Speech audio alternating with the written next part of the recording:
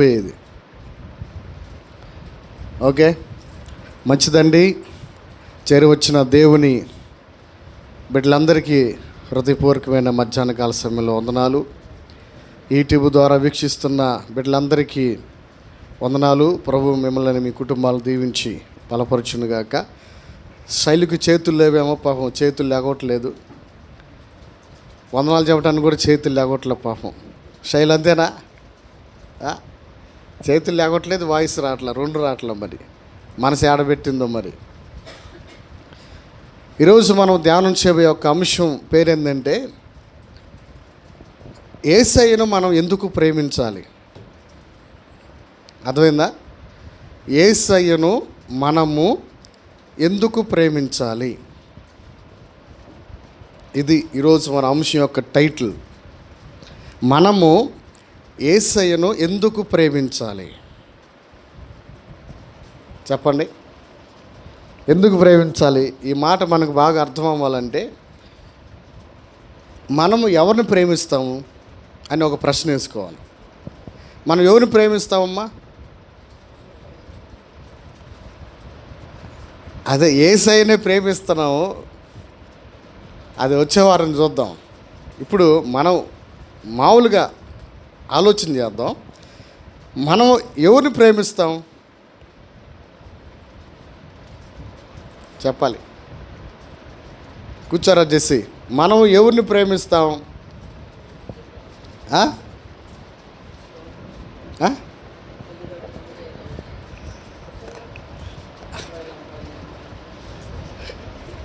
అటు ఎల్లగాకలేదు. అది సరైనటువంటి ఆన్సర్ ఇవ్వాలి మీరు. మనం ఎవరిని ప్రేమిస్తాం? చిన్న సింపుల్ లాజిక్ అది.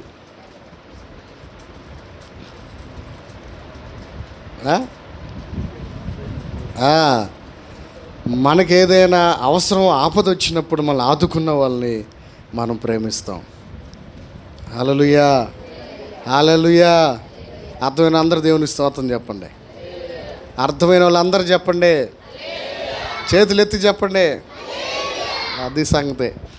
మనకి ఏదైనా ఆపద వచ్చినప్పుడు, మనల్ని ఆదుకున్నప్పుడు, మనకు సహాయం చేసిన వారిని మనం ప్రేమిస్తాం. అవును కదా? ఈరోజు కూడా మనం దేవుని బిడ్డలారా, మనము ప్రభువుని ఎందుకు ప్రేమించాలంటే, ఇంకా మాట చెప్పాలంటే, మనం ఎవరిని మనకి ఇచ్చిన వాళ్ళు, అంటే మనకు సహకరించిన వాళ్ళని, మనకి ఇచ్చిన వారిని, మనల్ని ఆదుకున్న వారిని మనము ప్రేమిస్తుంటాం. వాళ్ళని మనం మర్చిపోం.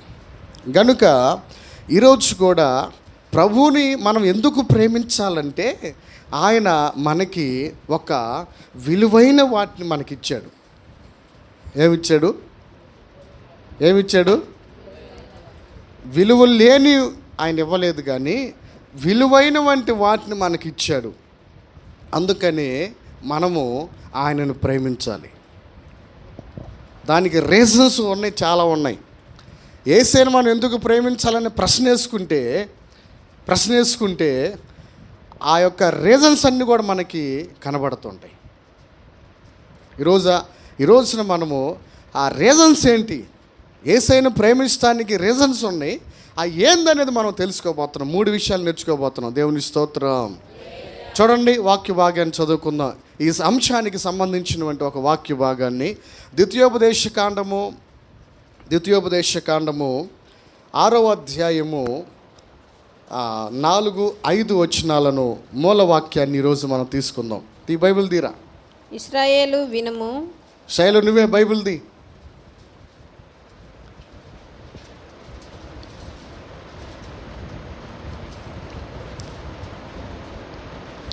ఇశ్రాయేలు ఇనుము, మన దేవుడైన యెహోవా అద్వితీయుడగు యెహోవా నీ పూర్ణ హృదయముతోను, నీ పూర్ణ హృదయముతోను, నీ పూర్ణ ఆత్మతోను, నీ పూర్ణ ఆత్మతోను, నీ పూర్ణ శక్తితోను, నీ పూర్ణ శక్తితోను, నీ దేవుడైన యెహోవాను నువ్వు ప్రేమించవలెను. హల్లెలూయా. హల్లెలూయా. ఎట్లాగా యేసయ్యను ప్రేమించాలంట? నీ పూర్ణ హృదయముతోను పూర్ణ హృదయముతో. ఏ హృదయంతోనమ్మా? అరాకొర హృదయముతో కాదంట. అర్థమైందా? అరాకొర హృదయముతో కాదు. అక్కడ ఏం చెప్తున్నాడంటే నీ పూర్ణ హృదయముతో.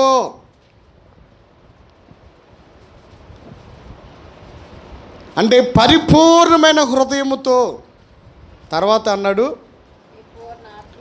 నీ పూర్ణ ఆత్మతోను. నీ పూర్ణ, తర్వాత మూడోది ఏంటి? పూర్ణ శక్తితోను నీ పూర్ణ శక్తితో. ఏం చేయాలంట? ఒకటి నీ పూర్ణ, ఫస్ట్ది ఏంటిది? హృదయముతోను నీ పూర్ణ హృదయముతో. రెండవదిగా నీ ఆత్మ అంటే ఏంటంటే నీ మనసంతా యేసయ్య మీద పెట్టి ప్రేమించాలని అర్థం. మూడోది ఏంటిది? నీకున్న బలమంతా ఉపయోగించి ఆయన ప్రేమించాలి. Praise the Lord. హల్లెలూయా. ఈరోజున మనము యేసయ్యను ఎందుకు ప్రేమించాలని ఇక్కడ మాట్లాడుతున్నాడు. ఇక్కడ దైవజనుడైన మోషే ఈ మాటలో ఎవరితో మాట్లాడుతున్నాడంటే దైవజనుడి మోషే ఇశ్రాయేలీలతో మాట్లాడుతున్నాడు. ఎందుకు మాట్లాడుతున్నాడంటే మోషే ప్రభు దగ్గరికి వెళ్ళవలసినటువంటి సమయం ఆసన్నమైంది. దేవుడు చెప్పాడు నువ్వు మరణించబోతున్నావు అని చెప్పాడు. అయితే ఈ ద్వితీయోపదేశ కాండం అంటే అర్థం ఏమిటంటే, జాగ్రత్తగానండి.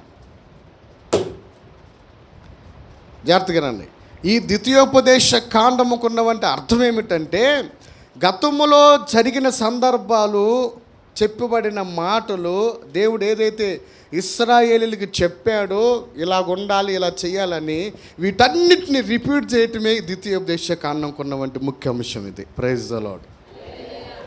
ఇప్పుడు ఇద్దరు కుమారులు ఉన్నారనుకో, ఫస్ట్ కుమారుడు పెళ్లి చేసేటప్పుడు ఏమని పెడతాం?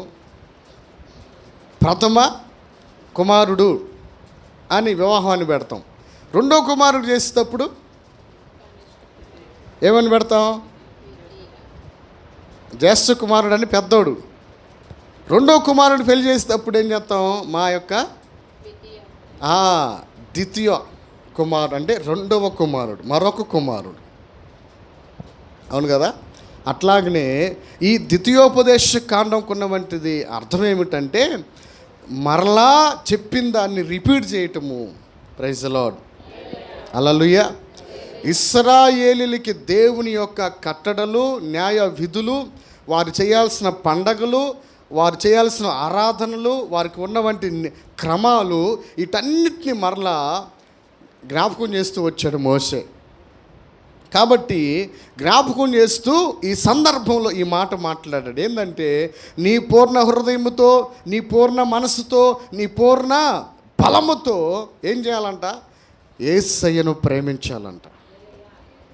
ఈరోజున మనము యేసయ్యను మొట్టమొదటిగా మనం ఎందుకు ప్రేమించాలి అని మొదటి పాయింట్ దగ్గరికి వస్తే, ఎందుకు ఆయన్ని ప్రేమించాలని చూడండి. 100వ కీర్తన ఒకసారి తీయండి. 3వ చరణాన్ని మనం చదువుకుందాం. 100వ కీర్తన.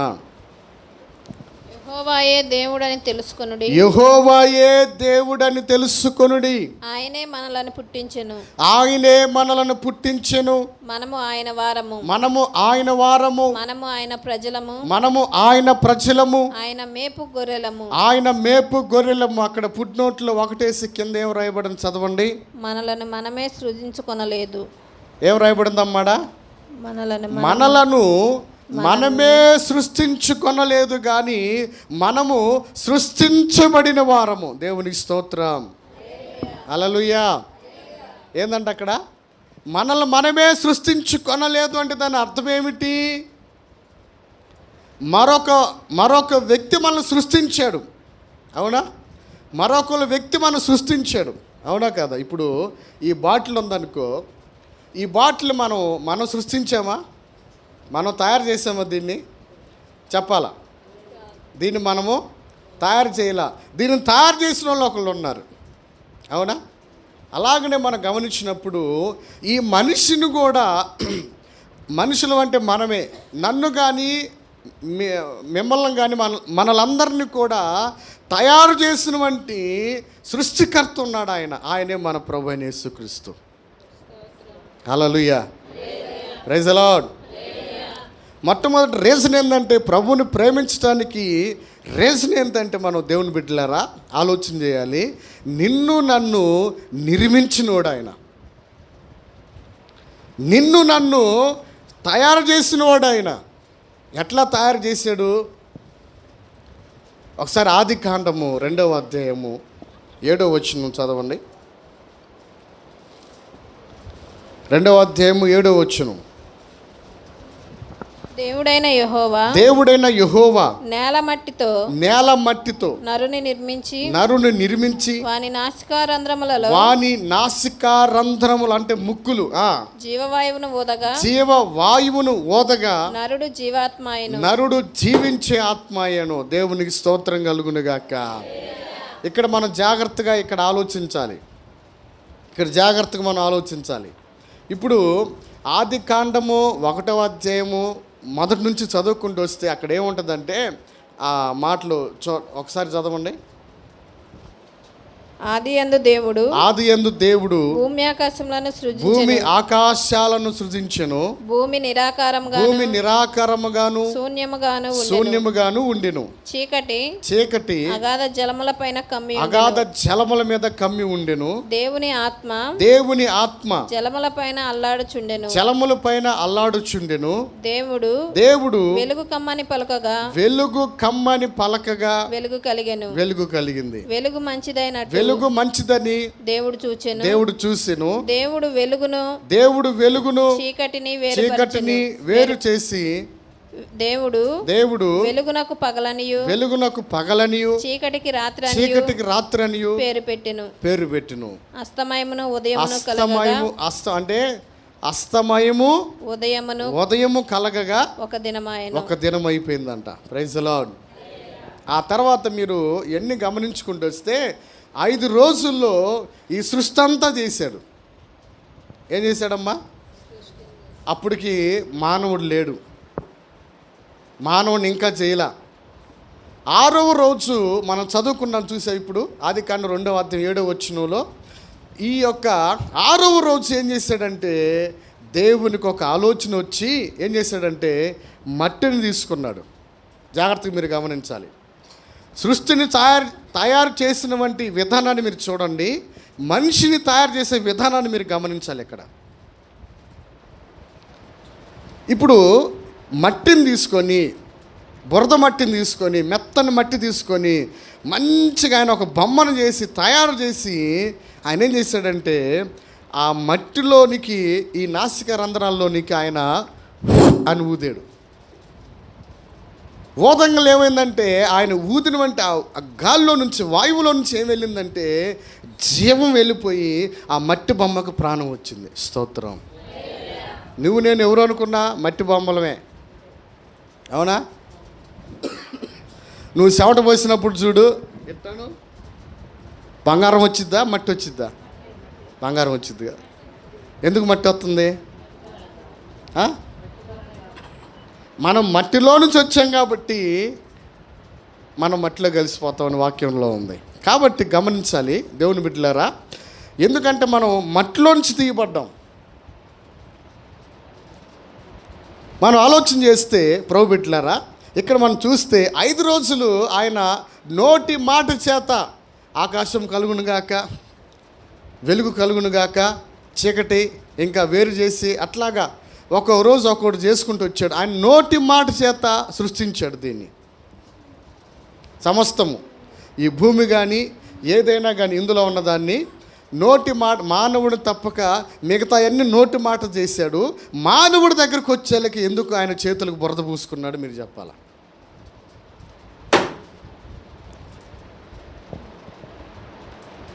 మానవుడి దగ్గరకు వచ్చేసేళ్ళకి ఎందుకు ఆయన చేతులకు బురద పూసుకున్నాడు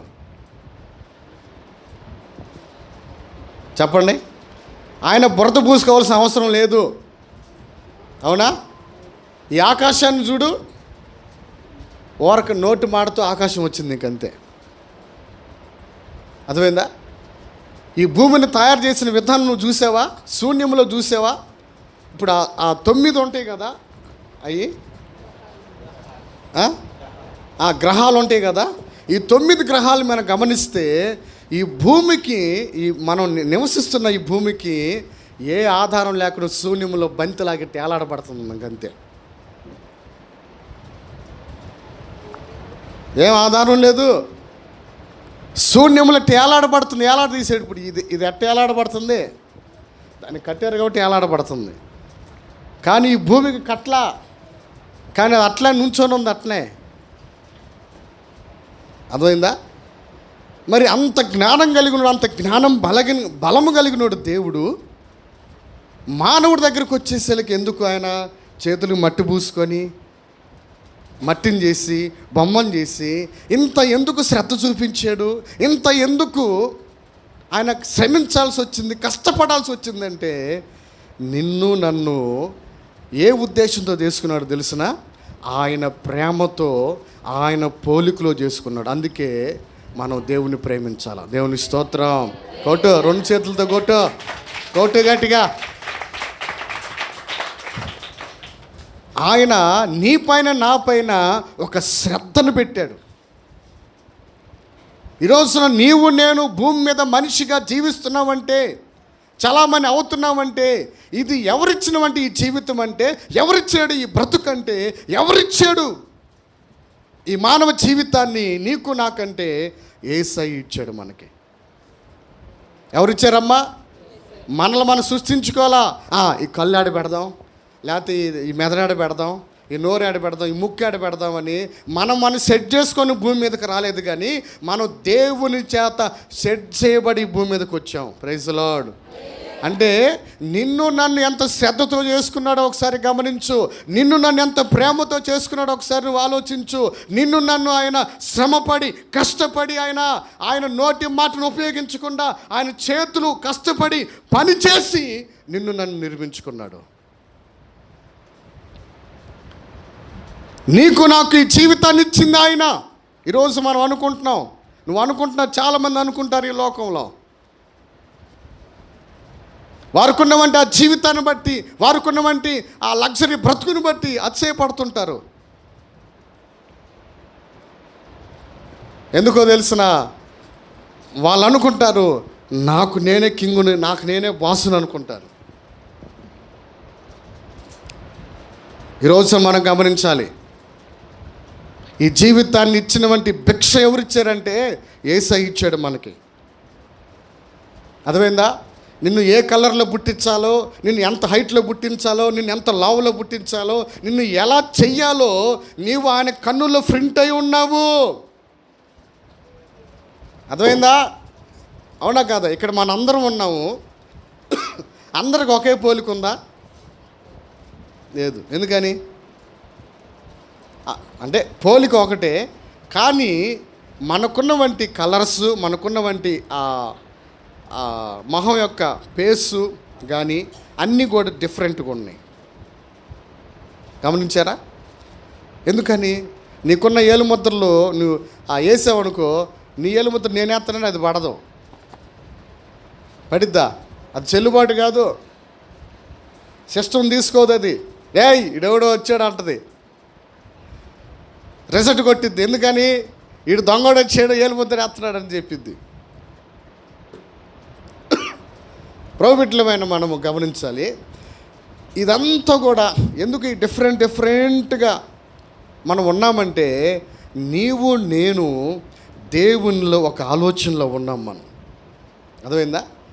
దేవుని చిత్తంలో ఉన్నాం. అందుకే ఎఫెసీ పత్రికలు అంటాడు, ఏమంటాడంటే, జగత్తు పునాది వేయబడక మునిపే మనలందరినీ క్రీస్తులో ఏర్పాటు చేసుకున్నాడంట. స్తోత్రం. ఎప్పుడంట?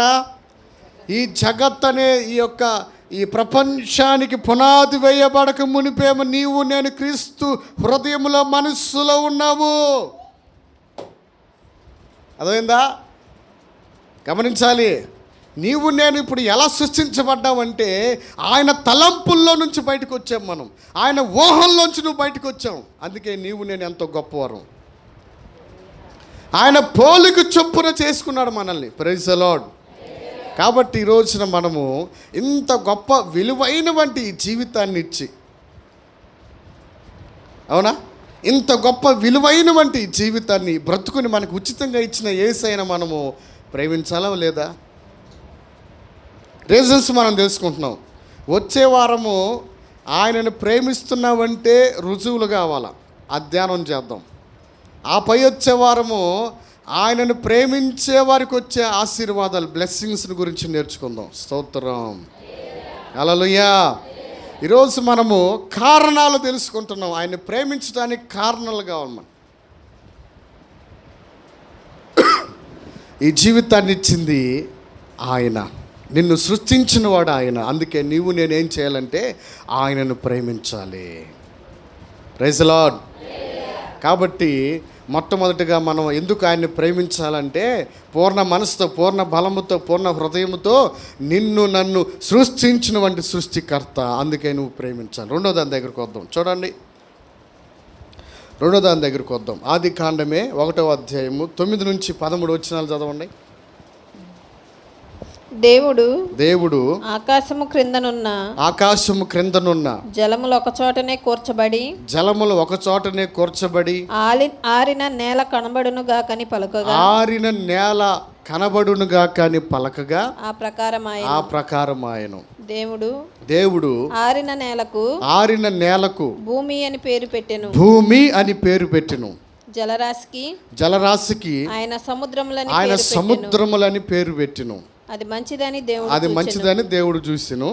దేవుడు గడ్డిని విత్తనములను ఇచ్చు చెట్లను భూమి మీద తమ తమ జాతి ప్రకారము తమలో విత్తనములు గల ఫలమిచ్చు ఫలవృక్షములను భూమి మొలిపించునుగా కని పలకగా. బైబిల్ చదువు అమ్మాయి ఒలివా.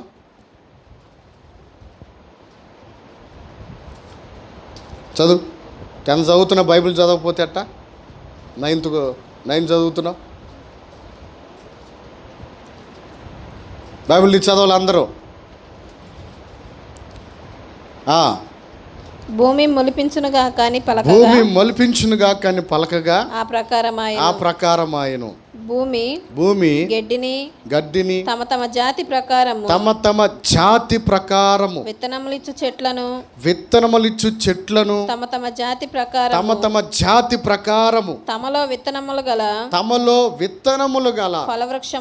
ఫలవృక్షములను మొలిపింపగా అది మంచిదని దేవుడు చూసెను. దేవునికి స్తోత్రం, హల్లెలూయా. ఇక్కడ మనం గమనించినప్పుడు ఈ భూమి లేనప్పుడు ఇదంతా కూడా నీళ్ళతో అగాధమయముతో ఉంది, నీళ్ళు ఉన్నాయి. ఇప్పుడు ఈ నీళ్ళ మధ్యలో ఆయన ఏం చేశాడంటే ఆరిన నేల పుట్టునుగా కానగలి ఆరిన నేల పుట్టింది. అర్థమైందా? ఆరిన నేల వచ్చింది. ఈ ఆరిన నేలకి ఆయన ఏం పేరు పెట్టాడంటే భూమి అని పేరు పెట్టాడు. ఓకేనా? ఈ భూమిని చేశాడు కదా. ఈ భూమిని చేసిన తర్వాత ఈ భూమి మీద విత్తనములు కలిగిన వంటి ఫలవృక్షాలు చెట్లు మొలిపించునుగా కానీ పలకగానే ఏమొచ్చింది? ఆయన మాటలో నుంచి ఏమొచ్చిందమ్మా? ఆయన మాటలో నుంచి ఏమొచ్చినాయి? ఫలవృక్షాలు వచ్చినాయి. అవునా? అట్టికాయ వచ్చింది, నారింజకాయ వచ్చింది, జాంకాయ వచ్చింది, యాపిల్కాయ వచ్చింది, పనసకాయ వచ్చింది, సొరకాయ వచ్చింది, దొండకాయ వచ్చింది, బెండకాయ వచ్చింది, టమాటా వచ్చింది, పచ్చిమిరకాయలు వచ్చినాయి. అవునా? ఆకుకూరలు వచ్చినాయి. ఇవన్నీ ఎక్కడి నుంచి వచ్చినాయి? ఆయన నోటి మాటలో నుంచి వచ్చినాయి. అర్థమవుతుందా? ఎక్కడి నుంచి వచ్చినాయి? మీరు అంటారు చూడు, కోడి ముందా గుడ్డు ముందా అని. ఏది ముందు ఇప్పుడు? అదే, స్తోత్రం. ఏది ముందమ్మా? కొంతమంది కోడి ముందు అంటాడు. కోడి గుడ్డు లేకుండా కోడి ఎట్ట వచ్చింది అంటాడు ఒకడు. అవునా? మీరు ఆ వచనాలు అదంతా చదవండి. ఆయా జాతుల ప్రకారము పక్షులు, జలరాశులు, మృగాలు, జంతువులు, వీటన్నిటినీ, కోడిని, కుక్కను, నక్కను, వీటన్నిటినీ సృష్టించినోడు ఆయనే. Praise the Lord. హల్లెలూయా. వాటి జాతుల ప్రకారము చెట్లను, అవునా, తర్వాత వాటి జాతుల ప్రకారము మృగాలను, పక్షులను, జంతువులను, సముద్రంలో సంచరిస్తున్నటువంటి జలచరములను, వీటన్నిటినీ ఆయన సృష్టించాడు.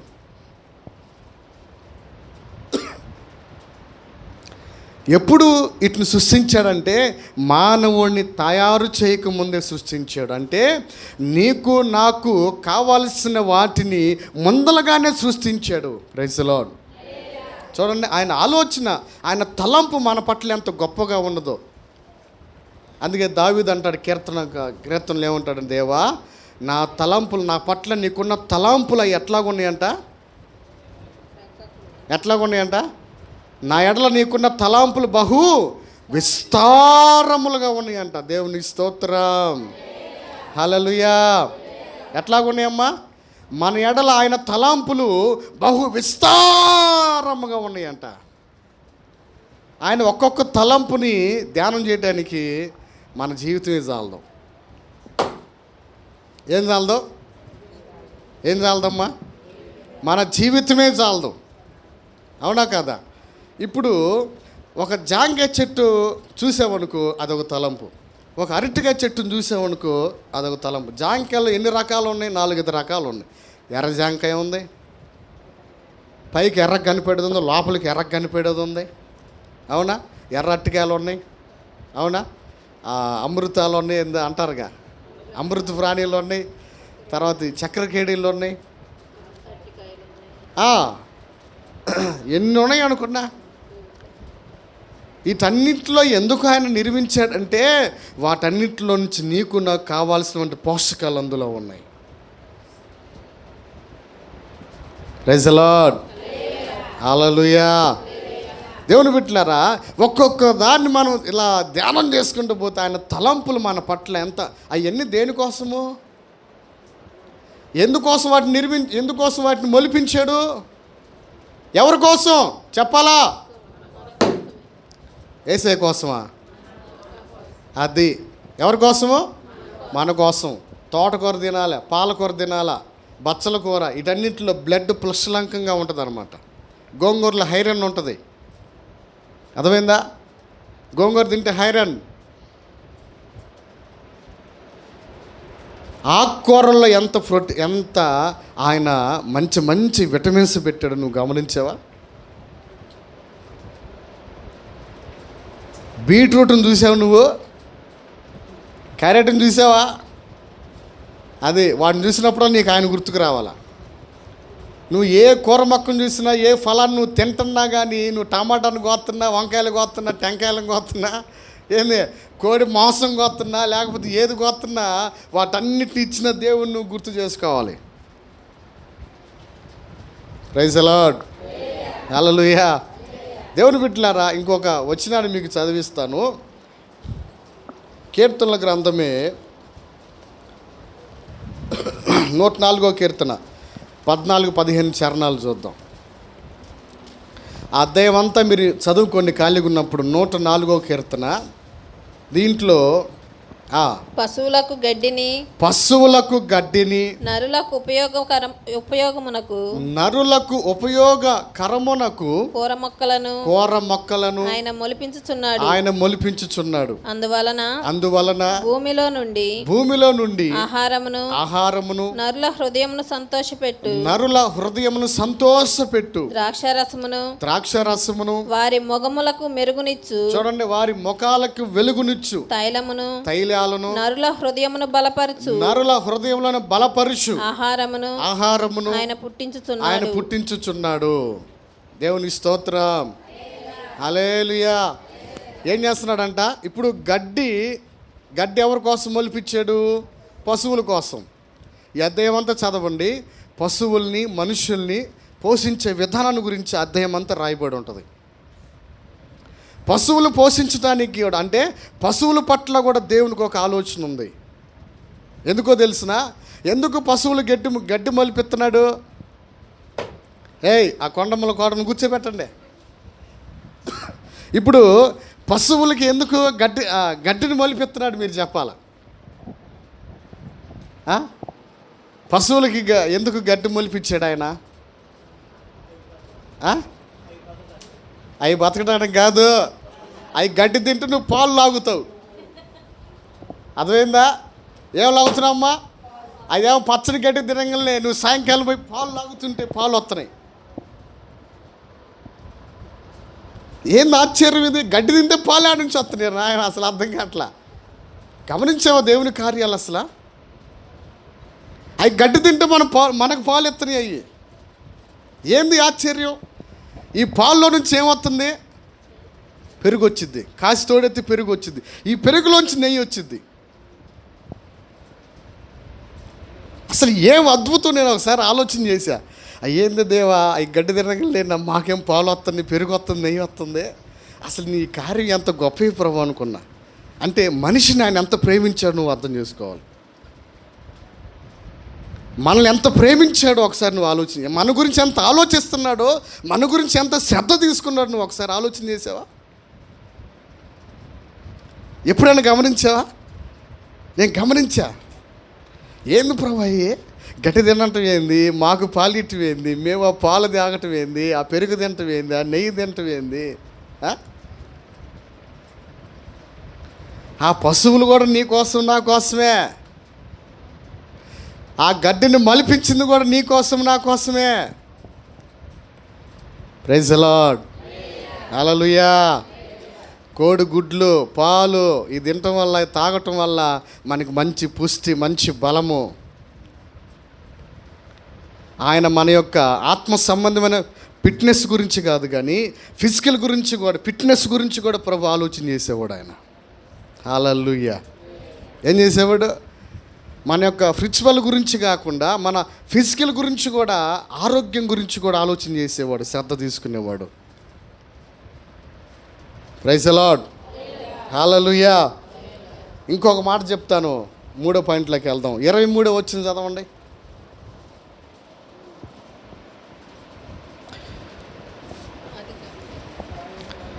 23వ వచనం, 104వ కీర్తన. సాయంకాలం వరకు పాటుపడి తమ పనులను జరుపుకొనటానికి మనుషులు బయలువెలుదురు. యెహోవా నీ కార్యములు ఎన్నెన్ని విధములుగా ఉన్నాయో. దేవునికి స్తోత్రం. హల్లెలూయా. ఇప్పుడు పగలను రాత్రిని దేవుడు వేరుపరచకపోతే ఇప్పుడు నీవు తెల్లారగానే పనికి పోయే అవకాశం ఉండేది కాదు. అవునా? దేవుడు పగలని పేరు పెట్టాడు, వెలుగుని చేసి దానికి పగలని పెట్టాడు, రాత్రిని వేరు చేసి దాన్ని, చీకటిని వేరు చేసి దానికి రాత్రి అని పేరు పెట్టాడు. ఇప్పుడు ఈ యొక్క తెల్లారగానే మనం ఏం చేస్తాము? మన యొక్క పనుల కోసం, మనం పాటుపడటం కోసం వెళుతున్నాం.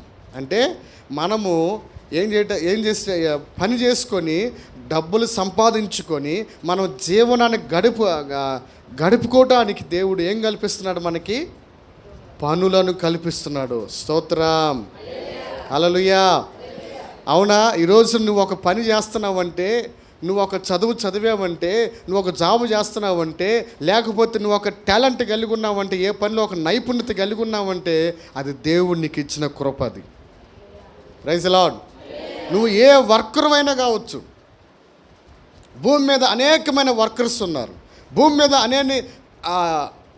అనేకమైన విధాలుగా జాబులు చేసే వాళ్ళు ఉన్నారు. అవునా?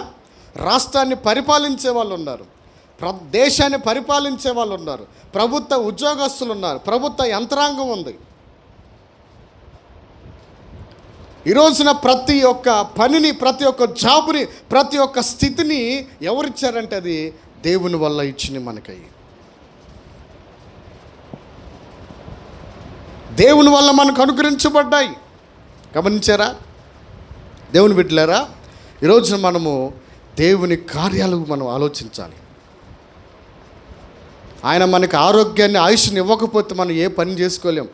అవునా? మనం ₹1 సంపాదించుకుంటున్నామంటే, దాచిపెట్టుకోగలుగుతున్నామంటే, ఇంటిని కట్టుకోగలుగుతున్నామంటే, పిల్లల్ని చదివించుకోగలుగుతున్నామంటే, లేకపోతే మనకు కావలసిన ఆహార పదార్థాలు మనం తెచ్చుకొని మనం తినగలుగుతున్నామంటే, ఇది దేవుని ద్వారా మనకి అన్ని కలుగుతున్నాయి. Praise the Lord. హల్లెలూయా. దేవుని స్తోత్రం.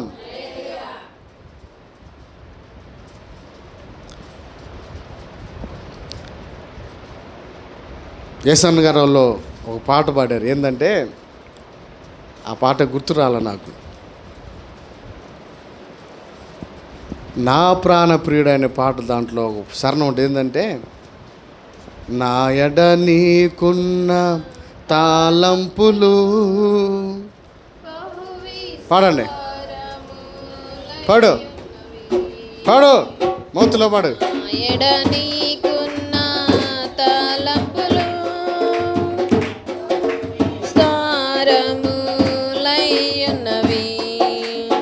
వాటిని వివరించి చెప్పాలని, వాటిని వివరించి చెప్పాలని, అవి అన్నీయును లెక్కకు మించినవై ఉన్నవి, అయ్యున్నవి. నా ప్రాణ ప్రియుడా, నా యేసు ప్రభువా, జీవితం అంకితం నీకే, నా జీవితం అంకితం. హల్లెలూయా. ఎలాగున్నాయంట మన ఎడల ఆయనకున్న తలంపులు లెక్కకు మించి ఉన్నాయంట. నీవు నేను ఆయన కార్యాలను లెక్కించడానికి మన జీవితమే సరిపోదు. మన జీవితమే సరిపోదు. దేవుని బిడ్డలారా గమనించాలి. అందుకు రెండవదిగా మనం ఆయన ఎందుకు ప్రేమించాలంటే, నీ కొరకు నా కొరకు కావలసిన సమస్తాన్ని సిద్ధపరిచాడు ఆయన. అర్థమవుతుందా? జాగ్రత్తగానండి.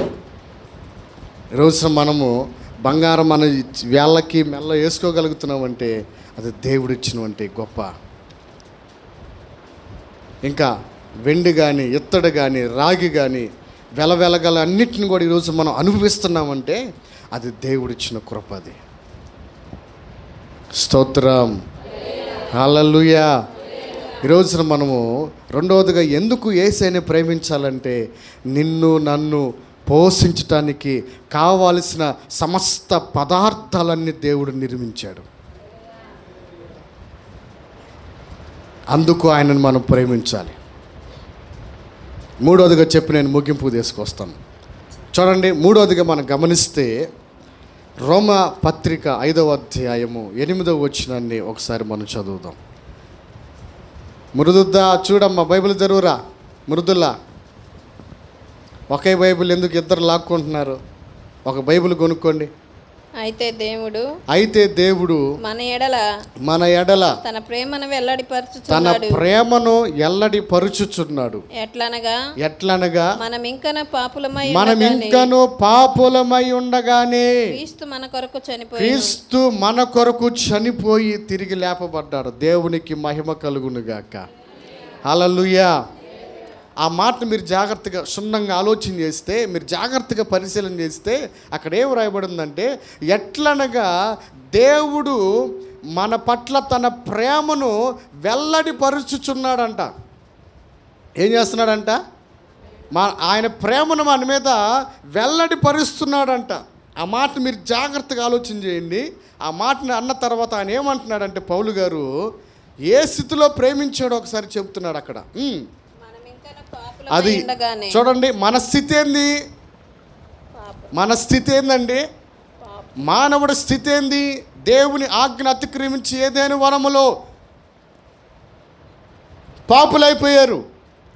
వారి గర్భాల్లో చూస్తున్న మనందరము కూడా జన్మ కర్మ పాపం కలిగిన వారము. కాబట్టి ఈరోజున మన స్థితి ఏంటంటే పాపపు స్థితి. దేవుణ్ణి ఎరుగక మునుపు మన స్థితి ఏంటంటే పాపపు స్థితి. పాపపు స్వభావం కలిగిన వారము, చెడు స్వభావం కలిగిన వారము. మనలో నీతి కానీ పరిశుద్ధత కానీ యథార్థత కానీ మంచి కానీ మనలో లేనే లేదు. చెడు ఎక్కువగా ఉంది, మంచి లేదు మనలో. అర్థమైందా? ఇప్పుడు ఇటువంటి మనుషుల పట్ల, ఇటువంటి స్థితిగతుల మధ్య ఉన్నవారి పట్ల ఆయన ప్రేమను విదచిమ్ముతున్నాడంట. ఏం చేస్తున్నాడంట? ఆయన ప్రేమను వెల్లడిపరుస్తున్నాడంట. ఆయన ప్రేమను కురిపిస్తున్నాడంట. ఆయన ప్రేమను కుమ్మరిస్తున్నాడంట. ఎవరి మీద అంటే పాపుల మీద. Praise the Lord. అందుకే ఆ కింద వచ్చిన వాళ్ళు ఏమంటాడంటే పౌలు గారు, నీతిమంతుని కోసము ప్రాణం పెట్టడం అరుదు. అవునా? నీతిమంతుల కోసం ప్రాణం పెట్టడమే అరుదు. అంటే ఈ లోకంలో మంచోళ్ళ కోసం ప్రాణం పెట్టడమే అరుదు. ఎవరన్నా ప్రాణం పెడతారమ్మా? చెప్పాలా? ఎవరన్నా ప్రాణం పెడతారా?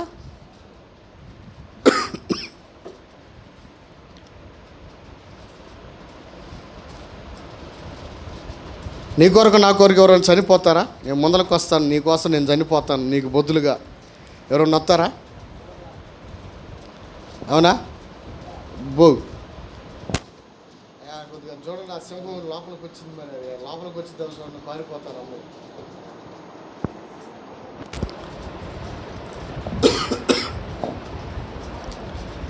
దేవుని బిడ్డలారా, ఆలోచన చేయండి. ఇప్పుడు మనం చనిపోతేనే, ఒకసారి ఆలోచించండి, మనం చనిపోతే వాసన వస్తేనే ఆ వాసన నిలబడటానికి ఇష్టపడరు. అవునా? మరి అక్కడ పౌలు గారు అన్నాడు, ఆ పై వచనంలో అంటాడు, 4వ వచనంలో మనం బలహీనులు అన్నాడు, 2వది పాపులు అన్నాడు, 3వది కిందకు వచ్చి చదివితే ఏమన్నాడంటే మనం దేవునికి శత్రులమై ఉన్నామన్నాడు. ఈ 3 స్థితిగతుల్లో ఉన్నవంటి మనలను ప్రేమించాడండి ఆయన. Praise the Lord. ఆయన ప్రేమించి ఏం చేశాడు? ఆయన ప్రేమించి ఏం చేశాడంటే కొలసీలకు రాసిన పత్రిక, కొలసీలకు రాసినటువంటి పత్రిక 2వ అధ్యాయము 13, 14, 15 వచనాలు చదువుదాం. మరియు అపరాధముల వలనను శరీరమందు సున్నతి పొందక ఉండుట వలన మీరు మృతులై ఉండగా దేవుడు రాతరూపకమైన ఆజ్ఞల వలన మన మీద రుణముగాను మనకు విరోధముగాను ఉండిన పత్రములను మేకులతో సిలువకు కొట్టి ఏం చేశాడంట? మేకులతో సిలువలో కొట్టి దాని మీద చేవ్రాతను తుడిచివేసి మనకు అడ్డము లేకుండా దాన్ని ఎత్తివేసి మన అపరాధములన్నిటిని క్షమించి ఆయనతో కూడా మిమ్మల్ని జీవింపజేసాడంట. దేవునికి స్తోత్రం. హల్లెలూయా. ఏం చేశాడంట? ఆయన మన ప్రేమించి ఏం చేశాడంటే, ఎందుకు ఆయన మన కొరకు ప్రాణం పెట్టాడంటే మన అపరాధములన్నిటినీ క్షమించటానికి. మన అపరాధములు క్షమించబడాలంటే మన అపరాధములకు చెల్లించాలి. అర్థమైందా? రక్త ప్రోక్షణ జరగకుండా మానవులకి విడుదల లేదు, మానవులకి విమోచన లేదు. పాపములో నుండి, నిత్య నరకాగ్ని గుండము నుండి, శాపము నుండి మనకు విడుదల విమోచన లేనే లేదు. అందుకని మనము మేకల యొక్క, కోడలి యొక్క రక్తము కాక క్షయమైపోయే వెండి బంగారు వంటి వస్తువుల చేత కాకుండా ఆయన అమూల్యమైన రక్తముతో మనలను కొనుక్కున్నాడంట. స్తోత్రం. ఏం చేశాడు? తన అమూల్యమైన రక్తాన్ని, అంటే మలినమైన రక్తాన్ని కాదు, నిర్దోషమైన రక్తానికి ఉన్నవంటి మేకల రక్తానికి యేసుక్రీస్తు రక్తానికి ఉన్నవంటి తేడాను మీరు గమనించాలి ఇక్కడ. ఇప్పుడు పాత నిబంధనలో బలర్పించడానికి ఒక ఎద్దునైనా పొట్టేలనైనా దేన్నైనా తీసుకుని వచ్చేటప్పుడు ఏం చేస్తారంటే దాన్ని ఏం చేస్తారు? తాడు కట్టి ఏం చేస్తారమ్మా? దాన్ని బలవంతంగా లాక్కెళ్తారు. అర్థమైందా? దాన్ని ఏం చేస్తారు? దాన్ని బలవంతంగా లాక్కెళ్ళి ఎవరైతే పాపం చేశారో వాళ్ళు దాని మీద చేతులు పెట్టాలి. యాజకుడు ప్రార్థన చేస్తాడు. యాజకుడు తీసుకెళ్ళి వాని నిమిత్తము, వారి అపరాధాల నిమిత్తం, పాపం నిమిత్తము ఆ రక్తాన్ని, ఆ బలి పశువుని వధించి ఆ రక్తాన్ని తీసుకెళ్ళి దేవుని యొక్క కరుణాపీఠం ఉంటుంది. ప్రత్యక్ష గుడారంలో ఏముంటుంది? దేవుని యొక్క కరుణాపీఠం ఉంటుంది. 2 కెరూబులు ఇట్లా చెక్కబడి ఉంటాయి రెక్కలతో. ఈ కరుణాపీఠం దగ్గరికి వెళ్ళి ఆ రక్తాన్ని తీసుకెళ్ళి ప్రోక్షించి ఆ రక్తాన్ని ఎత్తిట ప్రార్థన చేస్తాడు. అయ్యా, ఇదిగో ఆ వ్యక్తి కోసము చిందించబడినటువంటి ఈ రక్తాన్ని బట్టి ఆ వ్యక్తి పాపలను క్షమించని విజ్ఞాపన చేస్తాడు. ఎవరు? యాజకుడు. అర్థమైందా?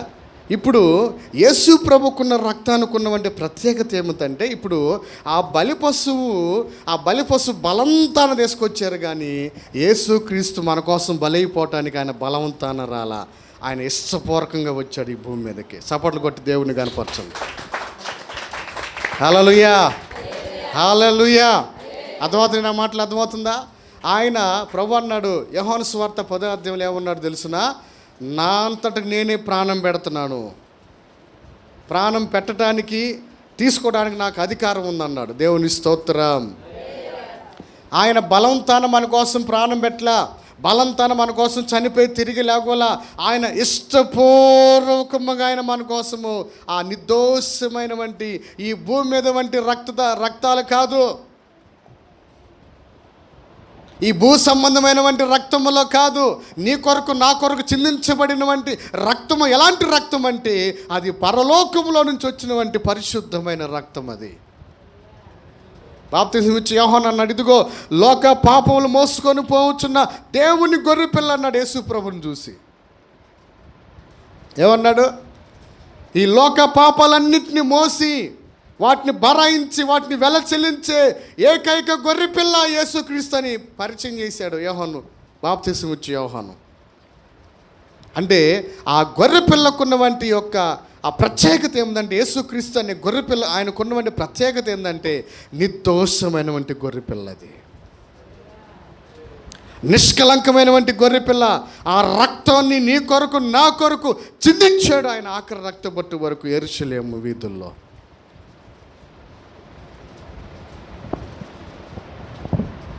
ఎందుకు మనల్ని ఇంతగా ప్రేమించాడంటే, మన మీద ఉన్నవంటి ఆ పాపం అనే రుణపాత్రాలు.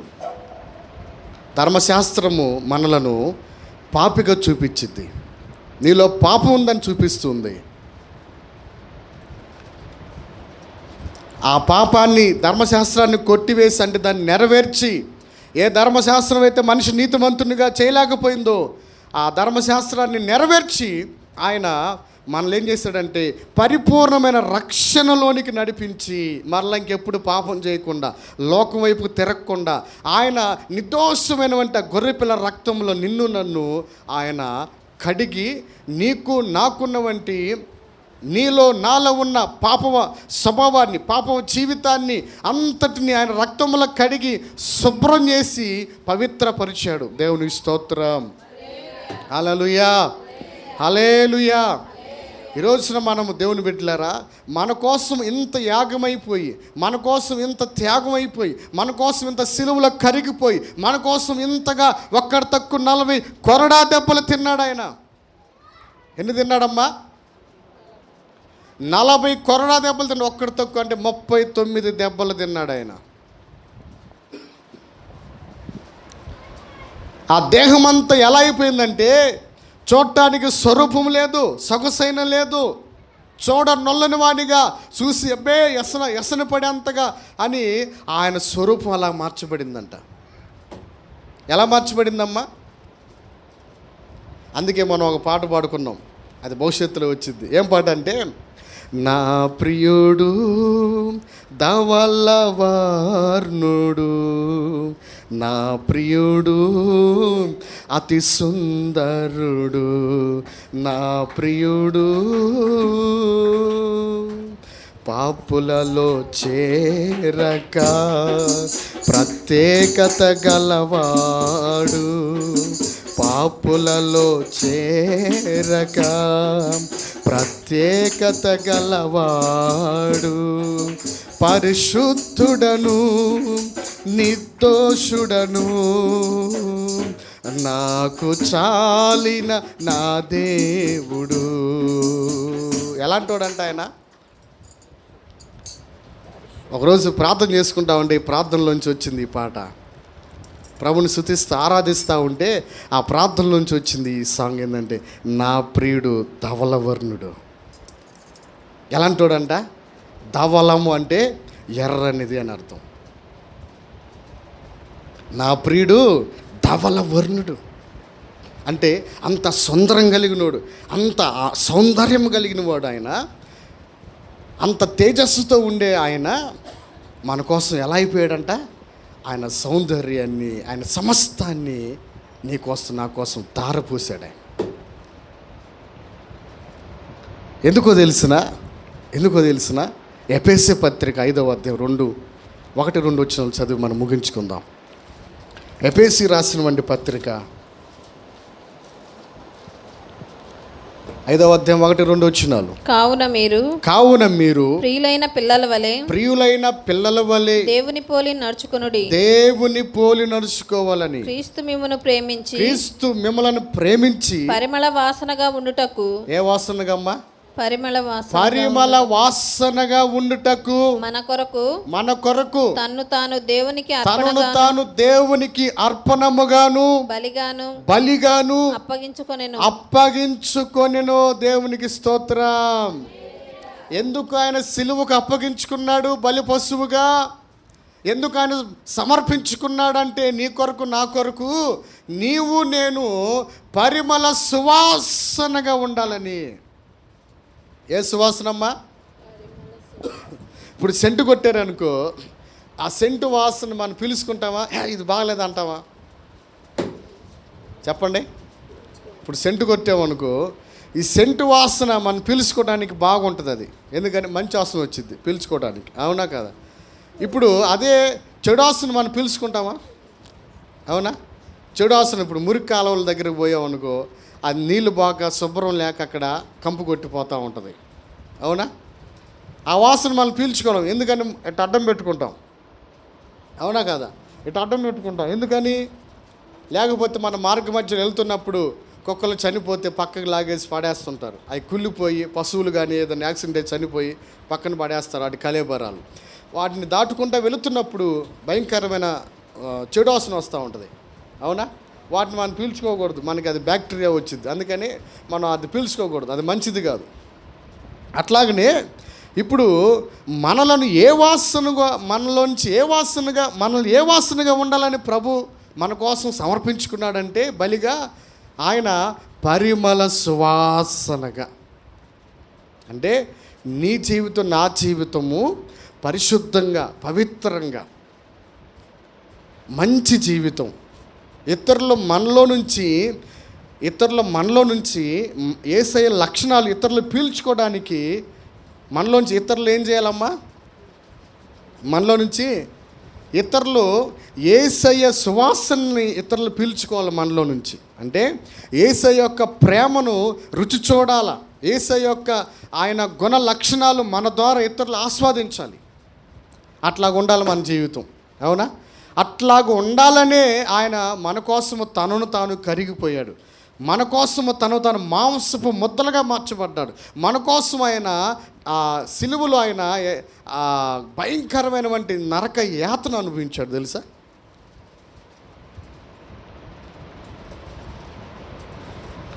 ఎవరైనా కానీ ఈ విధంగా ప్రేమించే వాళ్ళు ఉన్నారా?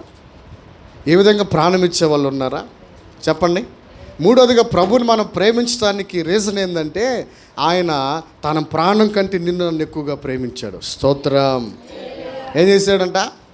ఆయన తన ప్రాణాన్ని గురించి ఆలోచన చేయాలా, తన శరీరాన్ని గురించి ఆలోచన చేయాలా, ఆయన సింహాసనం మీద కూర్చునే విధానాన్ని గురించి ఆలోచించాలా. ఎప్పుడు పరిశుద్ధుడిని ఆరాధించబడే దాని గురించి ఆలోచించలేదు. కానీ నేను ఆయన నోటి మాట సర్వ సృష్టిని కలగజేశాడని దాని గురించి ఆలోచించలా.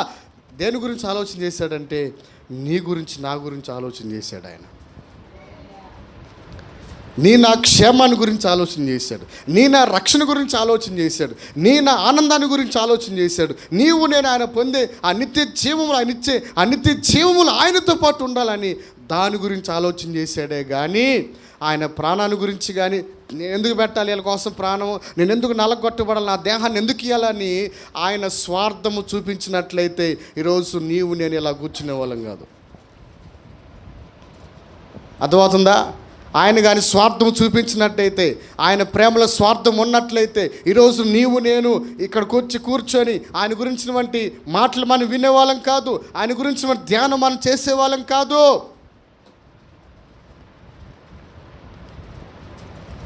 ఆయన స్వార్థాన్ని గురించి, ఆయన సేఫ్టీని గురించి, ఆయనకేందో ఆయన మట్టుకు ఆయనే గురించి ఆలోచించలేదు కానీ మనందరి గురించి ఆలోచన చేశాడు ఆయన. స్తోత్రం, హల్లెలూయా.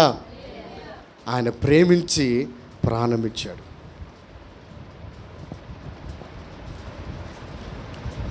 దేవుని బిడ్డలారా, ఈరోజు మనము ఎవరు మన ఇంతగా ప్రేమించేది, ఆదరించేది?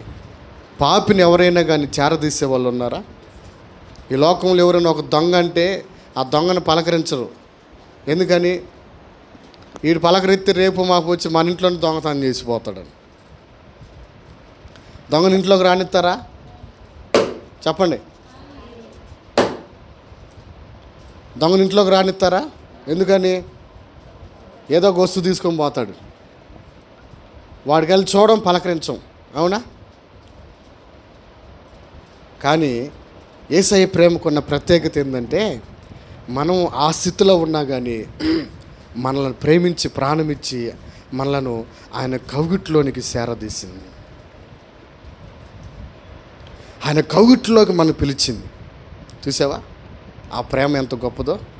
నువ్వు నేను ఎంత దుర్మార్గ పనులు చేసినా, ఎన్ని నీచమైన పనులు చేసినా, ఎన్ని చేయరాని పనులు చేసినా ఆయన దగ్గరకు వచ్చి ప్రభా నేను క్షమించంటే ఆ ప్రేమ ఏం చేసిందంటే నీ పాపాలన్నిటినీ కడిగి కప్పేసి నిన్ను రక్షణ ఇచ్చిద్ది, నిన్ను పవిత్రపరిచేది ఆ ప్రేమ. స్తోత్రం, హల్లెలూయా. ఎంత ఎంత ఎంత దుర్మార్గులైనా, ఎంత కఠినులైనా, ఎంత నీచమైన పనులు చేసినా, ఎంత దిగజారిపోయినలైనా ఆయన దగ్గరికి వచ్చి, ఆయన వైపుకు తిరిగి ఆయన దగ్గరికి వచ్చి ప్రభా నేను పాపినంటే నీ హృదయపూర్వక నీ పాపను ఒప్పుకుంటే నిన్ను క్షమించేవాడు ఆయన. ఆ ప్రేమ నిన్ను చేదరించుకునేది కాదు, ఆ ప్రేమ నిన్ను పో అనేది కాదు, అసహించుకునేది కాదు. కమ్ ఏమంటాడు? కమ్ రా బిడ్డ అంటాడు. రా నా కుమార్తె రా పిలుస్తున్నాడు ఆయన. ప్రయాసపడి భారం మోసుకొంచున్న సమస్త జనులారా నా యొద్దకు రండి, నేను మీకు విశ్రాంతిని ఇస్తానని పిలుపునిచ్చాడు ప్రపంచానికి. స్తోత్రం. ఏమిచ్చాడమ్మా? దమ్ము ధైర్యం ఉన్నాడు, పిలుపునిచ్చాడు ప్రపంచానికి. నా దగ్గరికి రండి, మీకు ఏ ప్రయాసలతో ఉన్నారో, ఏ బాధలతో ఉన్నారో, ఏ దుఃఖాలతో ఉన్నారో, ఏ వ్యాధులతో ఉన్నారో నా యొద్దకు రండి. పాపం అనే బాధతో ఉన్నారా? వ్యాధులతో ఉన్నారా? అప్పులతో ఉన్నారా? నిందలతో ఉన్నారా? అవమానాలతో ఉన్నారా? ఏ ఏ బాధలతో, ఏ యొక్క మొయ్యలేని భారాలతో మీరు ఉన్నారు? మీ మీద ఉన్న భారాలన్నిటిని తీసివేసి మీకు విశ్రాంతిని ఇస్తానని ప్రభు పిలుస్తున్నాడు. ప్రైజ్ ది లార్డ్, హల్లెలూయా, హల్లెలూయా. దేవుని బిడ్డలారా గమనించండి, ఆ ప్రేమ ఏం చేసిందంటే మన మీద ఉన్న భారాలన్నిటిని తీసివేసి మనలను నెమ్మదిపరిచేది, మనకి ప్రశాంతతని ఇచ్చేది, మనకి విశ్రాంతిని ఇచ్చేది యేసయ్య ప్రేమ. ఈరోజు మనం మూడవదిగా ఎందుకు ఆయన ప్రేమించాలంటే, నిన్ను ఎంతగా ప్రేమించి ప్రాణం పెట్టి ఎంతగా ప్రేమించిన యేసయ్యను మనం ప్రేమించొద్దా? అవునా? ప్రేమించాలా లేదా? ప్రేమించాలి. ఆయన ప్రేమించడానికి 3 కారణాలు తెలుసుకున్నాం. ఒకటేంటిది? మొట్టమొదటిగా మనకి జీవితాన్ని ఇచ్చింది ఆయనే, ఈ బ్రతుకునిచ్చింది ఆయనే. రెండవదిగా ఈ బ్రతుకుని కొనసాగించుకోవడానికి కావాల్సిన సమస్తాన్ని ఇచ్చింది ఆయనే. మూడవదిగా మన కోసం తన ప్రాణాన్ని ఇచ్చింది కూడా ఆయనే. ఏ నామము మనకి, ఏ భూమి మీద ఏ నామం రాల ముందకి నీ